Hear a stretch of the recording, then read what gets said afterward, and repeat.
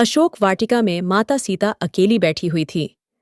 रावण का प्रस्ताव, उसकी जिद और उसके अत्याचारों से भरी कठिन परीक्षा में सीता का मन एक ही जगह स्थिर था, श्री राम पर अटूट विश्वास। तभी दूर से कदमों की आहट सुनाई दी। यह रावण नहीं था। उस दिन पहली बार रावण का पुत्र मेघनाद अशोक वाटिका में प्रवेश कर रहा था। माता सीता ने कहा, कौन हो तुम और इस वाटिका में क्यों आए हो? यदि तुम भी रावण की तरह कोई निंदनीय प्रस्ताव लेकर आए हो तो जान लो, मैं जनक नंदिनी सीता हूं। धर्म का मार्ग मैं नहीं छोड़ूंगी, चाहे प्राण ही क्यों न चले जाए। मेघनाद ने कहा, माता मैं किसी प्रस्ताव से नहीं आया हूं, बल्कि एक चेतावनी लेकर आया हूं और एक सच्चाई जो शायद आप ही समझ सकती हैं। सीता चौंक उठी। मेघनाथ, जिसे देवता भी सम्मान के साथ इंद्रजीत कहते थे, वह अचानक उनके सामने किसी रहस्य भरे भाव के साथ खड़ा था। सीता ने कहा, चेतावनी किस बात की? और तुम मुझे माता कहकर संबोधित क्यों कर रहे हो?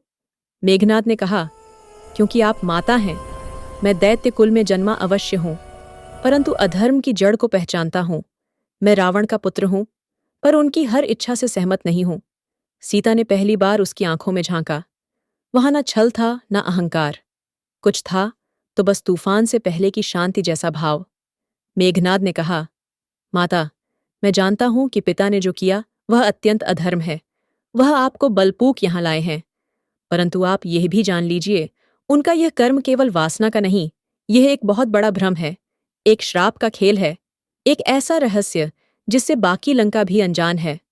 सीता की आंखों में आश्चर्य उतर आया।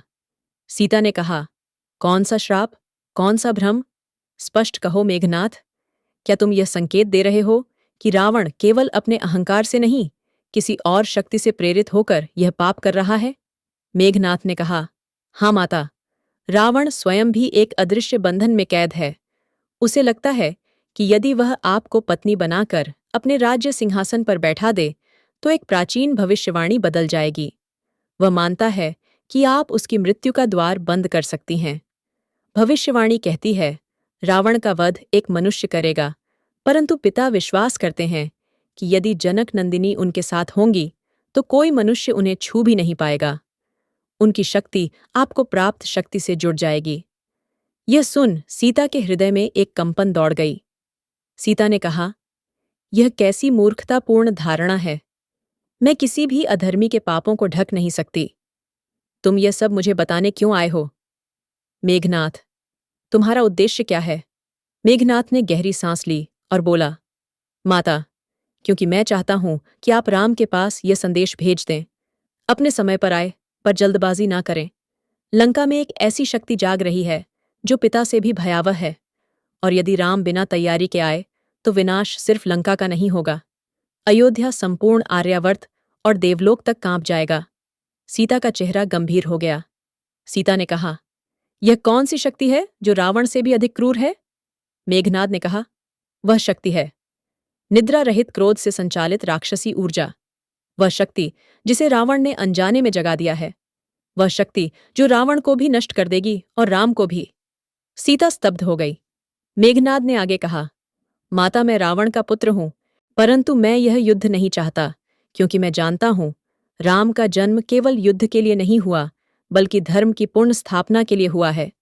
मुझे एक सत्य दिखाई दे रहा है जहां मैं स्वयं भी इस धर्म युद्ध का हिस्सा बनूंगा, और संभव है कि मेरे प्राण भी इसी पथ पर जाएं। सीता की आंखें नम हो उठीं। सीता ने कहा, तो तुमने मुझसे मिलने का निर्णय क्यों लिया? क्या यह तुम्हारा विद्रोह है या करुणा?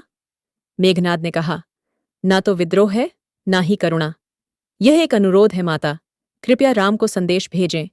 लंका पर तभी आक्रमण करें जब आपको लगे कि समय पूर्णतः परिपक्व हो चुका है, क्योंकि यदि समय से पहले युद्ध छेड़ा तो लंका में छिपी वह शक्ति जिसे पिता भी नियंत्रित नहीं कर सकते, दुनिया को अंधकार में धकेल देगी।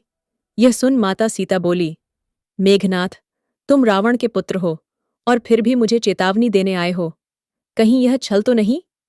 मेघना ने कहा, माता, छल मेरा मार्ग नहीं। मैं रावण का पुत्र हूं, पर अधर्म का साथी नहीं। मैं यहां आया हूं क्योंकि मैं आपका सम्मान करता हूं, और क्योंकि मैं जानता हूं राम और मैं एक ही युद्ध के दो पक्ष होंगे, परंतु उद्देश्य एक ही होगा, धर्म की रक्षा। मेघनाद ने आगे कहा, माता, मैं आपको वह बात बताने आया हूं जो लंका को भविष्य में अंधकार में धकेल सकती है। एक ऐसी चीज जो रावण ने स्वयं जगाई और जिसे नियंत्रित करना अब उसके बस में नहीं है। सीता की आंखें गंभीर हो गईं।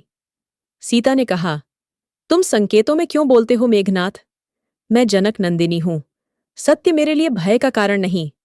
सरल रूप में बताओ, लंका में कौन सी शक्ति जाग चुकी है? मेघनाद ने एक गहरी सांस ली और बोला, वह शक्ति निद्रा विहीन राक्षसी ऊर्जा है जिसका नाम कृत्या है। वह एक राक्षसी सत्ता है जो सिर्फ विनाश के लिए अस्तित्व में है। वह किसी शरीर की नहीं, असंयमित क्रोध की उपज है। पिता ने उसे जगाने का प्रयास किया क्योंकि उन्होंने सोचा कि वह लंका की अजय रक्षा करेगी, परंतु वह अब किसी के नियंत्रित नहीं। सीता का चेहरा विस्मित हो उठा। सीता ने कहा, कृत्या, वह तो वह शक्ति है जो नष्ट करने के लिए जन्म लेती है, न कि रक्षा करने के लिए। रावण इतना अंधा कैसे हो सकता है? मेघनाथ हल्का सा हंसा और बोला, माता, रावण अंधा नहीं बल्कि भ्रमित है। उन्हें विश्वास है कि कृत्या की जागृति से वे आने वाले युद्ध को शुरू होने से पहले ही जीत लेंगे, पर उन्हें नहीं पता कि कृत्या का जागना ही लंका का पतन है। सीता मौन हो गई। मेघनाद ने कहा, माता, लंका में एक बहुत पुरानी भविष्यवाणी है जो त्रेता से भी पहले लिखी गई थी। उसे तामस शिला पर उकेरा गया था। उसमें लिखा है, जब अधर्म के रथ पर अहंकार का सारथी बैठेगा तब लंका का पतन किसी देवता से नहीं, एक साधारण मानव से होगा। पिता इस भविष्यवाणी से भयभीत है। उन्हें लगता है कि वह साधारण मानव आपके स्वामी राम है, और इस डर में उन्होंने एक ऐसा कदम उठा लिया है जिससे भविष्यवाणी नहीं बदलेगी बल्कि उसका मार्ग और तेज हो जाएगा। सीता ने कहा, रावण समझता क्या है? धर्म के मार्ग को कोई शिला बाधित नहीं कर सकती। यह युद्ध राम के लिए शक्ति प्रदर्शन का नहीं, धर्म की पूर्ण स्थापना का है। और तुम मेघनाद, तुम्हें यह सब क्यों दिखाई दे रहा है? मेघनाद ने कहा, क्योंकि मैं भविष्य देख सकता हूं, माता, या कहें, मैं युद्ध की दिशा को भांप सकता हूं। मुझे यह वरदान नहीं, एक अभिशाप मिला है। मुझे दिखता है कि आने वाले दिनों में मैं स्वयं भी धर्म युद्ध में उतरूंगा और संभव है कि इस जीवन को यहीं समाप्त कर दूं। सीता की आंखों में करुणा आ गई। सीता ने कहा, मेघनाथ, तुम राक्षस नहीं हो। तुम्हारे भीतर सत्य है, विवेक है। क्या तुम यह सब रावण को नहीं बता सकते? उसे समझा नहीं सकते? मेघनाथ धीरे धीरे मुस्कुराया। वह बोला, माता पिता सुनना ही नहीं चाहते। उनका अहंकार इस कदर बढ़ चुका है कि अब वह सलाह नहीं, केवल आज्ञा चाहते हैं। उन्हें लगता है कि उनकी हर इच्छा न्याय है। मुझे कई बार लगा कि मैं उनसे कहूं कि आप पवित्र हैं, आप देवी स्वरूपा हैं, आपको स्पर्श करने की अनुमति धर्म को भी नहीं है, परंतु मैं पुत्र हूं और पुत्र का सत्य अहंकारी पिता को कड़वा लगता है। कुछ क्षण के लिए दोनों मौन रहे। फिर सीता ने पूछा, तुमने कहा था कि लंका के नीचे एक शक्ति है, वह क्या है मेघनाथ? मेघनाथ ने जमीन की ओर इशारा किया। मेघनाथ ने कहा, लंका स्वर्ण की बनी है माता, परंतु उसके नीचे तामस अग्नि की परतें हैं। वे अग्नि देवताओं ने नहीं, असुरों ने जगाई थी। वे इतनी शक्तिशाली है कि यदि कृत्य पूरी तरह जाग गई तो लंका तो रहेगी ही नहीं। समुद्र, पर्वत और पृथ्वी के हिस्से भी कांप उठेंगे। ये सुन सीता चकित रह गई। तो दोस्तों, आज की वीडियो में बस इतना ही। उम्मीद है आपको आज की वीडियो पसंद आई होगी। वीडियो पसंद आई हो तो वीडियो को लाइक करके वीडियो को शेयर करें। धन्यवाद।